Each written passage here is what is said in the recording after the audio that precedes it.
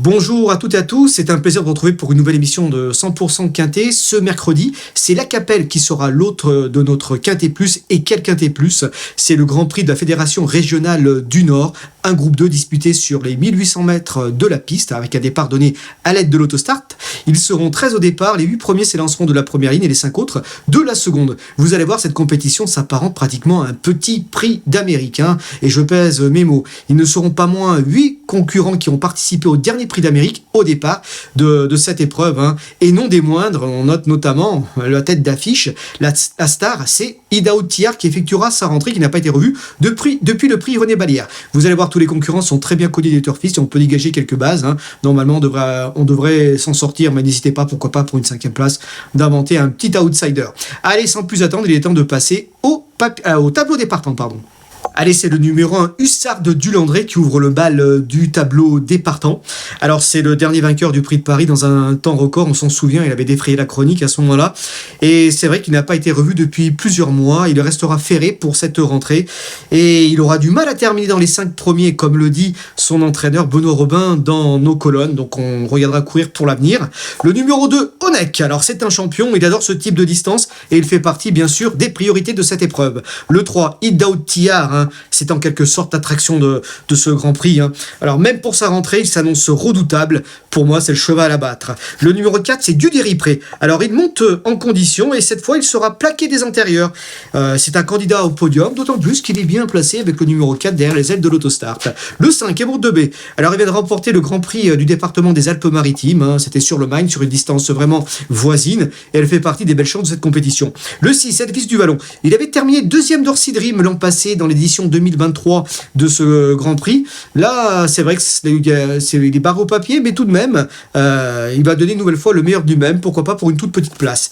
Le 7, Hooker Berry, c'est le vainqueur du Prix d'Amérique 2023, on s'en souvient bien, il fait partie des placés potentiels, même s'il se montre plus à son affaire sur plus long, selon moi.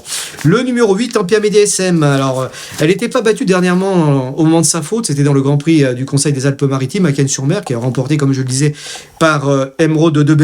Elle s'est dévissée dans le dernier tournant, malheureusement elle allait vite à ce moment-là, elle l'a mal négocié, elle s'est un peu couchée et elle a répondu par une faute, mais elle est en forme.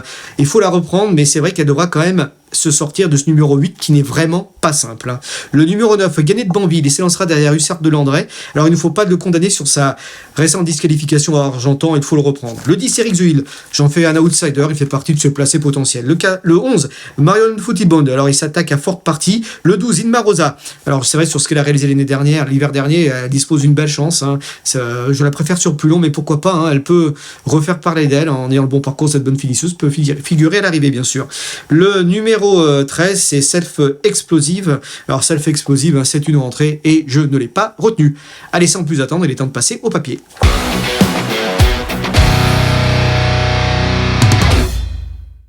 Allez, sans surprise, j'ai placé tout en haut de ma sélection le numéro 3. Il s'agit d'Idaho de Thiard. On ne le présente plus, c'est le vainqueur du Prix d'Amérique 2024 et bien sûr du Prix de France 2024. Alors, c'est vrai qu'il est absent depuis sa 2e place dans le Prix René Ballière. C'était le 26 juin dernier, derrière Orsi Dream.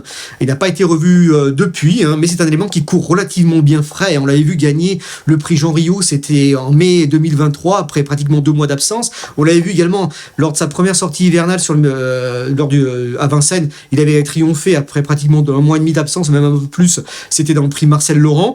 Donc c'est vrai que c'est un élément qui court bien sur sa fraîcheur, c'est vrai, donc c'est pour ça que je lui accorde également ma confiance. Et voilà, c'est vrai que sur les parcours de vitesse, je pense que voilà, il va se plaire sur ce 1800 mètres, parce que c'est un élément qui est quand même froid d'habitude sur longue distance, et sur les courtes distances, il a l'habitude d'être tout de suite dans l'ambiance. Donc je pense que ça va quand même être un plus, il va pouvoir partir vite, il y aura peut-être bataille avec le commande de l'épreuve, avec Onek qui s'élancera à son intérieur, pourquoi pas. C'est vrai qu'il a toujours couru pratiquement depuis septembre 2022, déféré des postérieurs, avec la gloire qu'on lui connaît par la suite. Et cette fois-ci, son entraîneur va tenter quelque chose. On a les gens des antérieurs, en plaquant également des antérieurs. Plaquer des antérieurs et déférer des postérieurs. Alors, à ce jour, il n'a couru que 2 fois dans cette configuration. 2 tentatives qui se sont soldées par autant d'échecs, avec 2 disqualifications. Bon, c'est pas très grave, j'ai envie de dire, parce que bon, de l'eau a coulé sous les ponts depuis. C'est vrai qu'on l'a vu remporter par la suite le prix d'Amérique est monté vraiment au plus haut niveau, vraiment pour devenir un des ténors, le ténor du trotting tricolore au fil des saisons. Donc c'est pas mal, quoi. Et donc on va pas retenir cette mauvaise statistique. Et je crois capable de pouvoir, voilà, même en étant allégé, pouvoir remporter des épreuves de ce genre. Je pense que le fait que le départ est en montée, légèrement en montée, même comme la ligne d'arrivée, ça va quand même l'aider, je pense. Voilà, plutôt que démarrer en descendant comme à Vincennes. Quand on est allégé, c'est plus simple quand ça monte un peu plus. Donc je pense que ça sera quand même un plus. Donc c'est vrai que par la suite, normalement, si ça se passe bien, ça va se passer bien, même si ça se passerait moins bien. Voilà, donc c'est quand même le cheval à battre dans cette compétition. Par la suite, il ira sur le Grand Prix de Wallonie et bien sûr après sur la finale de l'UET filiale de l'élite circuit au mois d'octobre à Vincennes. Là, il peut effectuer déjà une rentrée gagnante. Alors qui, pour l'empêcher de vaincre, qui pourrait éventuellement lui donner du fil à retordre? Ce sera pas forcément simple au papier si on se base uniquement au niveau stats, parce que c'est vrai qu'à ce jour, il n'a jamais perdu à la régulière face aux concurrents qui le retrouvent dans cette compétition, face aux concurrents du jour. Donc voilà, c'est quand même pas si mal que ça. Donc ça montre qu'il les a toujours battus à la régulière. Alors pourquoi pas Honeck? Pour moi, j'ai envie de dire son meilleur ennemi dans cette épreuve, son plus redoutable concurrent, tout simplement parce que c'est un élément qui a couru dernièrement. C'est vrai qu'il a été battu par Gigolo Lover. C'était dans le critérium de vitesse de Basse-Normandie. Il terminait deuxième ce jour-là, mais je vais pas lui tenir rigueur de cette tentative-là. Je vais plutôt le juger sur son avant-dernière sortie où il s'imposait d'ailleurs une course référence. C'était dans le prix de Washington. C'était sur le mile de 1609 mètres d'Anguin. Et c'est vrai que ce jour-là, il avait tenu en respect Gone Boy. Il avait gagné vraiment de belle manière. Dans cette épreuve, il y a également Pierre BDSM qui effectue une rentrée qui terminait troisième, qui terminait bien. Quatrième, Elvis Duvallon, qui n'avait pas pu suivre le lauréat à l'entrée de la ligne droite. Et également Inma Rosa qui terminait septième. Donc Honeck gagnait vraiment bien. Il marchait 1,93 sur le mile d'Anguin. Et c'est vrai qu'il égalait le record de l'épreuve détonnant qui avait remporté ce prix de Washington un an avant. Donc c'est pas rien. Donc c'est preuve aussi de la forme et de son aptitude au mile. Et d'ailleurs, c'est vrai que sur le mile, j'ai une stat à vous donner. C'est une stat quand même. Le mile, c'est une distance qui est relativement proche des 1800 mètres du jour, quoi. Donc et c'est vrai qu'il a couru 9 fois. Il a triomphé à 4 reprises et 4 accessites, ce qui fait un pourcentage de réussite à l'arrivée de 89%. Donc voilà, c'est vraiment à ce titre une très bonne base dans ce quintet pour le podium et pourquoi pas lutter pour la victoire, sait-on jamais, quoi. Donc voilà, c'est vrai que les stats sont plutôt bonnes. Et puis j'ai une autre stat à la Capelle sur le mile de la Capelle justement. Il avait gagné. C'est pour son unique sortie à la Capelle. Il gagnait il y a quelques saisons de ça. C'est en 2022 précisément sur le mile, quoi. Voilà. Là c'est un peu plus long, donc mais je pense que les courtes distances ça lui plaît. C'est là qu'il a été sacré dans l'élite Topette en 2023 sur 1609 mètres. Donc voilà, on a vraiment du beau monde comme je le disais au départ. En troisième position, j'ai placé Guderi Prix. Il n'a pas été vu depuis. Il avait été absent après son prix d'Amérique. Il a fait sa rentrée à Graignes, c'est au tout début du mois d'août. Il courait correctement. Il terminait 6e. C'est vrai que la piste est petite à Graignes et c'était peut-être pas forcément le mieux pour lui, qui a un cheval qui a des grandes allures. Et cette fois-ci, il va être déplaqué des antérieurs. Donc voilà, il va pas rester ferré. C'est la piste de la Capelle va lui plaire parce qu'elle est plus grande et ça sera quand même un avantage. Il va être plaqué des intérieurs. Il est bien placé également derrière l'autostart. Et c'est vrai, moi je juge également sur ce qu'il a fait lors de sa victoire dans le prix de Bourgogne où il gagnait face à des chevaux comme Émeraude de B qu'il retrouve, ou encore Empire DSM, Hussard du Landré. Donc vraiment il faisait un truc ce jour-là. C'est vrai que les performances dans les préparatoires avant le prix d'Amérique, il avait vraiment été excellent en répétant une tentative de ce genre. Il est capable de jouer un premier rôle, voilà.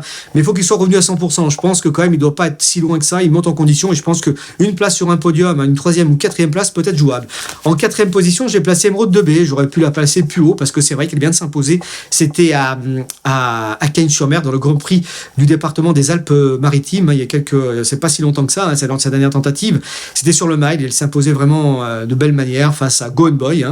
Et c'est également, faut pas oublier, sur les courtes distances, sur ce type de distance, on se rappelle qu'elle a terminé 2e du critérium de vitesse de Cagnes-sur-Mer. Derrière Vernissage Grive, elle marchait quand même 1,83, ce qui est pas rien, ce qui fait d'elle maintenant à ce jour la concurrente, la femelle la plus rapide d'Europe. Donc voilà, c'est une carte de visite qui est plutôt flatteuse et je la crois capable de bien faire. Elle a le numéro 5, mais si elle peut pister au maximum, les longues droites va servir ses intérêts et je la crois capable de monter sur le podium. Je vais placer 4e, j'aurais pu la placer plus haut. En 5e position, j'ai placé Gagné de Banville. Alors c'est vrai qu'il c'est pas forcément bon, il va partir en seconde ligne derrière Hussard du Landré. C'est vrai que le long de la corde, ça va pas forcément être simple en seconde ligne, mais je trouve ça moins compliqué que partir plutôt tout à l'extérieur de la première ligne. Donc c'est ça, je le retiens, car tout simplement, bon, il avait quand même, faut pas oublier qu'il a terminé 5e du prix René Balière, derrière Orsidri, Midao Tillard, Hokkaido Giel, donc c'est pas Vivid Waisas, pardon, et Hokkaido Giel qui terminait 4e, Hokkaido Giel, donc voilà, un quatuor qui disposerait bien sûr d'une très belle chance dans cette épreuve. Là, je pense que le lot est un peu moins relevé, et je crois capable donc d'améliorer peut-être ce classement. Je l'ai mis 5e, voilà, avec le bon déroulement, je pense qu'il est capable de figurer à l'arrivée. Il faut pas oublier que c'est Jean-Michel Bazir qui va le mener. Voilà, je ne retiens pas à rigueur de sa disqualification à Argentan. Je pense qu'il est capable, c'est simplement une petite erreur de parcours. Je pense qu'il peut remettre les pendules à l'heure en prenant une belle place. Allez, sans plus attendre, il est temps de récapituler ma sélection dans la rubrique Notre choix.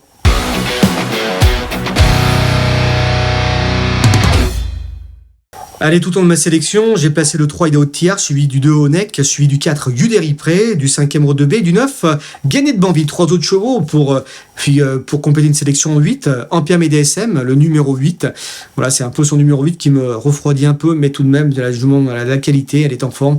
Si elle a le bon parcours, je pense qu'elle est capable de figurer à l'arrivée du quintet. Ensuite, j'ai placé le 7 Hookerberry. Hookerberry, c'est un très bon finisseur s'il y a du rythme, il est capable également de finir très fort. Mais c'est vrai que je le préfère quand même sur longue distance. Et je le trouve plus tranchant, mais tout de même, voilà, pour être dans le quintet, prendre une bonne place, c'est tout à fait plausible. À l'instar également d'Inma Rosa sur ce qu'elle a fait l'hiver dernier. Il ne faut pas oublier que c'est quand même une multiple dauphine de Idaho Tillard. Voilà, je préfère peut-être sur plus loin elle aussi, mais quand même, s'il y a du rythme, la ligne droite servira à les intérêts de cette excellente finisseuse que j'aurais pu même placer plus haut. Et comme petit cheval du jour, on propose sur le 305, c'est Kaiser River. Il a affronté des lots quand même plus relevés. C'est un cheval qui monte en condition. Je pense qu'il doit plus être loin de son top maintenant, et il pourrait, pourquoi pas, jouer un tout premier rôle dans cette épreuve. Merci à vous. Je vous souhaite une très bonne journée et à très bientôt pour une nouvelle émission de 100% Quintet.